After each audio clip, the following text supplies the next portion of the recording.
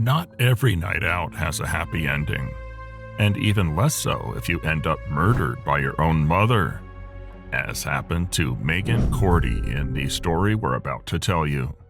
On August 18, 2018, Cordie, along with her daughter and her mother, Jennifer Weathers, went to a wedding of a family friend in rural Yamhill County, USA. They made the short trip in a silver Honda CR-V, which will have a lot to do with the outcome of this crime. Though the three women arrived safely at the wedding reception, unfortunately, Meighan mysteriously disappeared later that night and never returned home. The extra drinks that she and her mother imbibed led to death. And although everything seemed to be going normally during the party, everything changed when Cordie told her mother that it was time to return home, because she and her daughter were already tired and wanted to go back.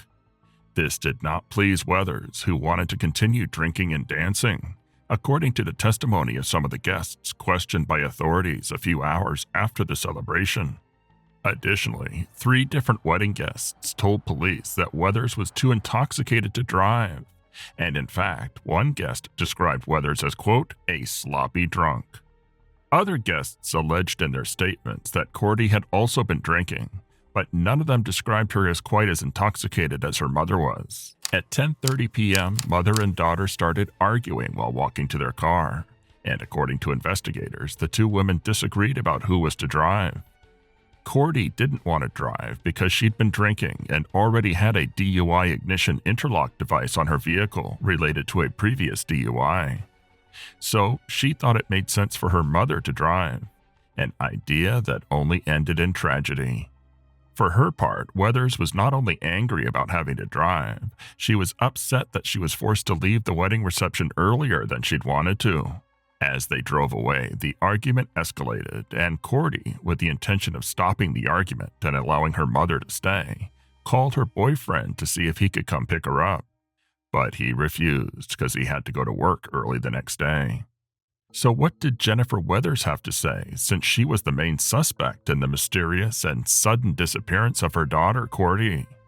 According to Jennifer, she left the party feeling good, though she hadn't had wine in a while.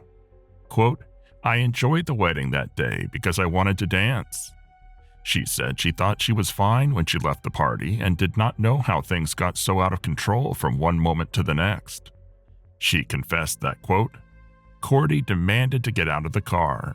She was sitting in the back seat along with my 3-year-old granddaughter, said Weathers, who at the same time said that at her daughter's request she had slowed the car down, and at that moment Cordie had jumped out of the car from the back seat. Weathers also commented that, quote, she was in the back seat with my 3-year-old granddaughter.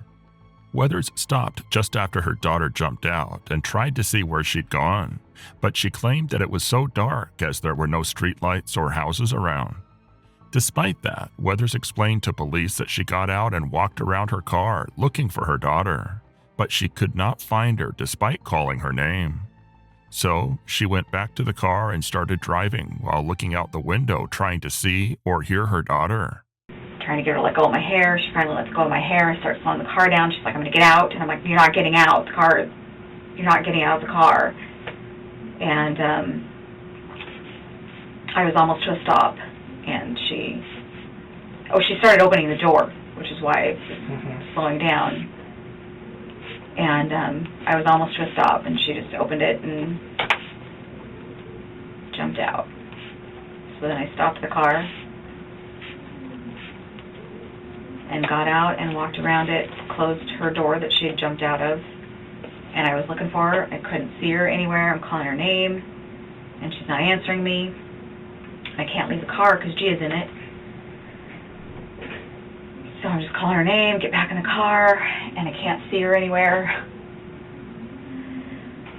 So I got back in the car and turned it around because I figured with the direction she jumped out, she'd be heading the opposite way. So I got back in the car and turned around and tried to find her with the headlights. I had the windows rolled down, and I'm just calling her name, calling her name, calling her name. She's just not answering, and I couldn't see anything. How fast did you think you were going when she jumped out? Oh, I mean, like, literally I was almost to a stop. Okay, like less than 5 miles per hour? Yeah. Okay. Yeah. Yeah, because as soon as she started saying she was going to get out and started messing with the door handle, I started coming to a stop. And you couldn't see her? Mm-mm. Did you hear anything when she jumped? Mm-mm. You didn't hear an ouch or anything like that? No. No. Then you went back to the car, turned around, Mm-hmm. headed back towards the farm? Mm-hmm. Okay. What's the child doing? I don't know. She drove back and forth for probably a half hour, and when she failed to find her daughter, she drove home to her apartment in King City. She still had Cordie's daughter with her, who by this time was crying. Weathers figured Cordie would either walk back to the wedding or find another way home. So she went to bed quietly, waiting for her daughter to arrive to pick up her granddaughter. Weathers also told police that her daughter was, quote, out of control, and that she was used to such behavior from her daughter as the two had a volatile relationship, though they hadn't been in a physical fight since Cordie was a teenager. Despite that, they maintained a good relationship most of the time, and she loved her daughter deeply and was very hurt by what had happened to her. Within days, police found the body of 27-year-old Meighan Cordie on a steep embankment near Dayton, approximately 9 miles from where her mother claimed she had gotten out of the car. She had left her cell phone, her shoes, and of course, her 3-year-old daughter. So now authorities were facing the case of a deceased woman. In a search for answers, authorities summoned Weathers to submit to a lie detector test to clarify her version of events and determine whether or not she was responsible for the death of her daughter. Weathers didn't hesitate for a second to take the polygraph, as she was confident that she had explained well what she knew about her daughter's disappearance from the first time the police had interviewed her. During the examination, Weathers denied being intoxicated that night, even though all of the witnesses at the party stated otherwise. As the polygraph results were inconclusive, she was not ruled out as a suspect. Investigators were certain that Cordie's mother was hiding something, and that she had omitted certain details when talking to them. But despite this suspicion, Weathers continued to deny any knowledge regarding the death of her daughter.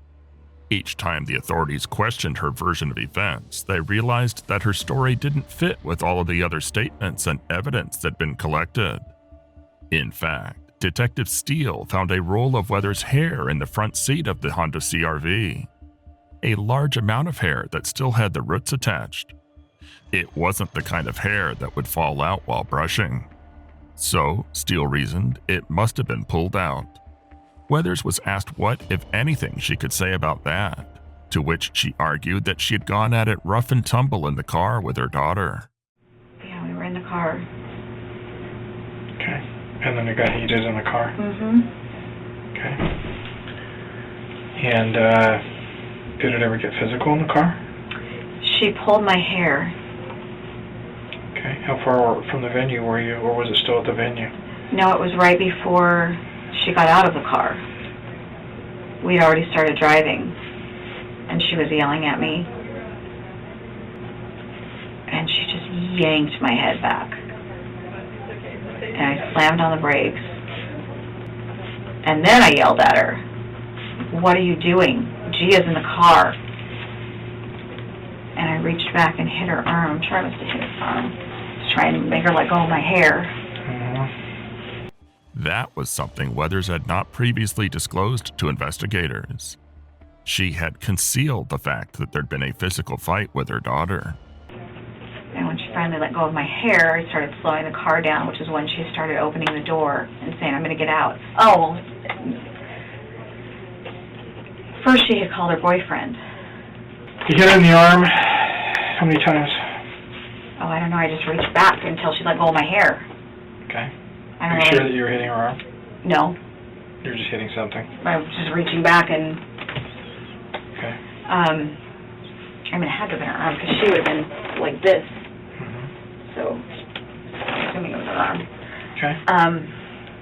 Yeah, but she called her boyfriend first and wanted him to come get her. What's And his that name? was before she pulled my hair. His Okay. name is Brendan. She calls him Burr. That's his nickname, B-U-R. Also incriminating was the fact that Cordie's shoes, purse, and cell phone were found in the front seat of the car. Weathers had told police that her daughter jumped out of the back seat of the car, so this added to the police's belief that the woman was responsible for her own daughter's death.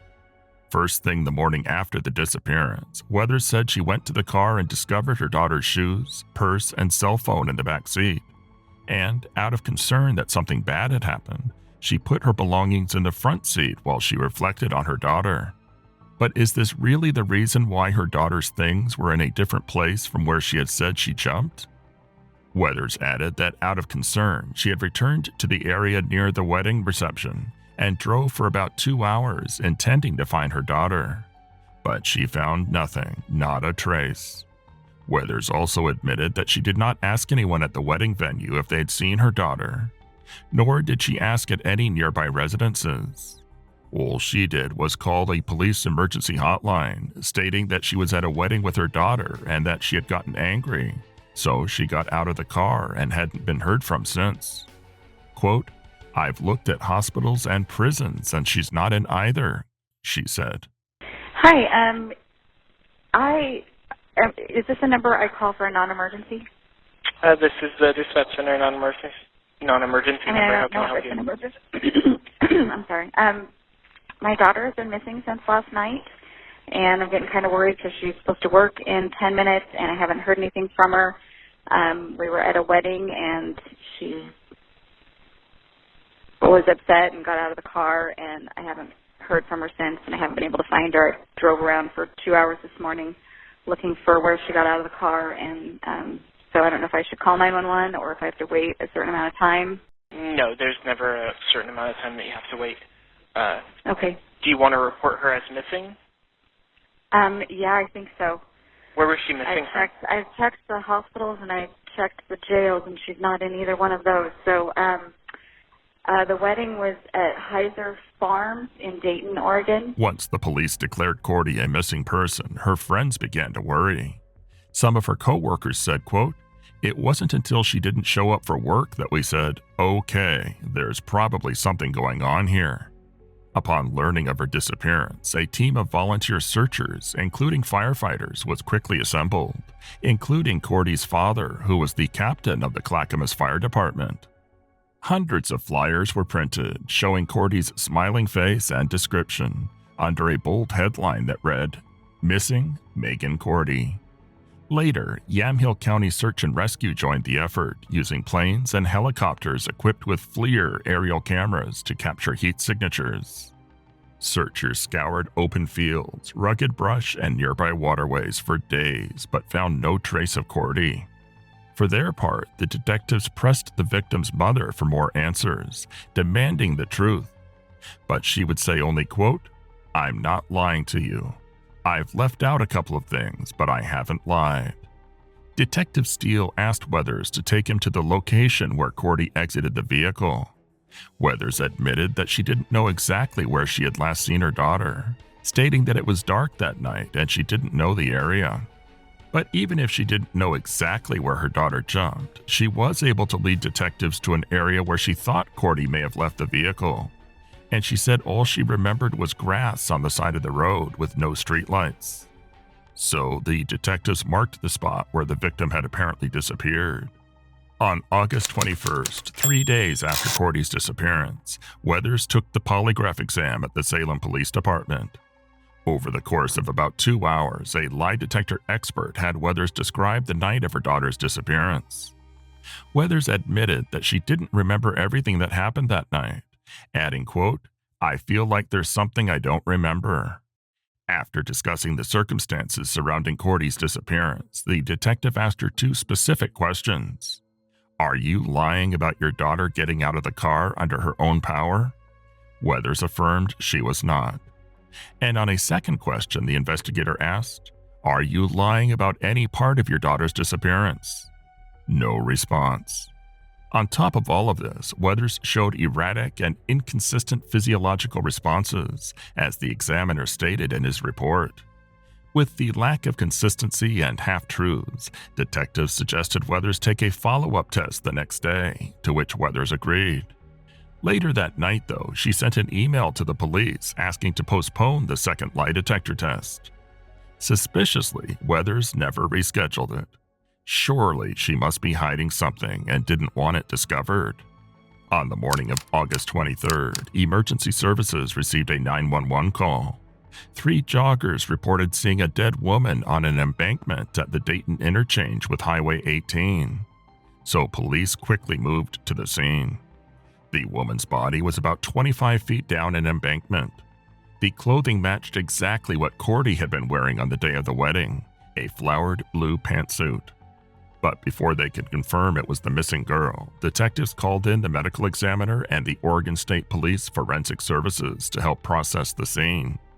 They were joined by McMinnville firefighters who used a ladder truck to help take aerial photographs of the road, shoulder, guardrail, and embankment where the body was found. The state medical examiner's office performed an autopsy and determined that the body was Cordie's and that she had died of blunt force trauma, having been struck with a blunt object. In addition, Cordie had 2 broken or severed vertebrae. Investigators determined that Cordie's injuries were not due to a hit and run. Rather, she had left the vehicle and struck a fixed object, such as a pole or railing. And according to these same detectives, Cordie's injuries suggest that she fell or jumped from a car traveling much faster than her mother had described. In addition, Cordie was found more than 9 miles from where her mother suggested she was last seen. So, things still didn't add up. On August 31st, police arranged for a juvenile specialist to interview Meighan Cordie's daughter, as the girl had a story to tell. She said she remembered her mother sitting in the front seat after leaving the wedding, and that she and her grandmother had started pulling each other's hair, and after that, her mother flew out of the car. The girl remembered her mother getting back into the car, but in the back seat next to her. This was a simple but important detail, for the child told investigators that her mother got out of the car not once, but twice. And according to researcher Steele, what the little girl was saying made sense. Police reports also indicated that the 3-year-old girl had described the speed at which the car was moving when her mother jumped out. A family member explained in a statement that as they accelerated onto the freeway, the child commented on how fast her grandmother was going when her mother jumped. And according to all this, the police and prosecution believe that Cordie angrily got out of the front seat of the car not far from the wedding, as described by her mother. But then she got back into the car by sitting in the back seat, as the girl explained. This would explain why Cordie's shoes, purse, and cell phone were still in the front seat.